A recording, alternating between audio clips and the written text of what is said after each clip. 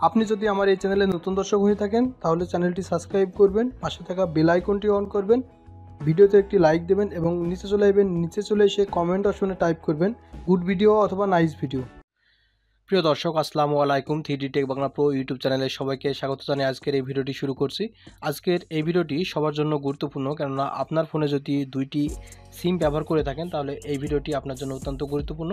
কেননা আমরা যখন একটি সিমে কথা বলি তখন দেখা যাচ্ছে যে অপর কেউ যদি আমার ফোনে কল দিতে চায়, ব্যস্ত আছে বা বিজি আছে, এই ধরনের নোটিফিকেশন কিন্তু তার কাছে চলে যায়। এখন যদি আপনি আজকের এই ভিডিওটি কন্টিনিউ করতে থাকেন তাহলে যেটা হবে সেটা হচ্ছে যে আপনার ফোনে আপনি কারোর সাথে কথা বলার সময় যখন অন্য কেউ ফোন দেবে তখন কিন্তু আপনার কাছে ফোন আসবে এবং সেটা আপনি দেখতে পারবেন বা তার কাছেও কল ওয়েটিং এই ধরনের একটি সাউন্ড চলে যাবে।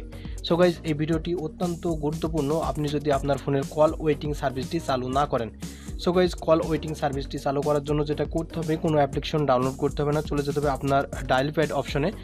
এরপরে আপনারা এখানে দেখতে পারবেন যে 3 লাইন্স একটা অপশন দেওয়া আছে, 3 লাইন্স অপশনে চলে যাবেন। 3 লাইন্স অপশনে আসার পরে কল ওয়েটিং, জাস্ট এখানে চলে যাবেন। এখান থেকে আপনি কোন সিমে আপনার কল ওয়েটিং সার্ভিসটি অন করতে যাচ্ছেন সেটা আপনাকে জাস্টিফাই করতে হবে।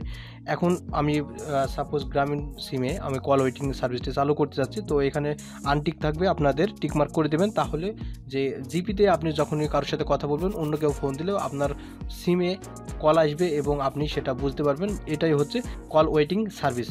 সো গাইজ, এই ছিল মূলত আজকের এই ভিডিওতে দেখাবে পরবর্তী নতুন কোনো ভিডিওতে। আর কল রিলেটেড যে কোনো ভিডিও পেতে অবশ্যই কমেন্ট করে জানাবেন, আমি পরবর্তীতে আপনাদেরকে সেই ভিডিওটি দেওয়ার জন্য চেষ্টা করব। ধন্যবাদ।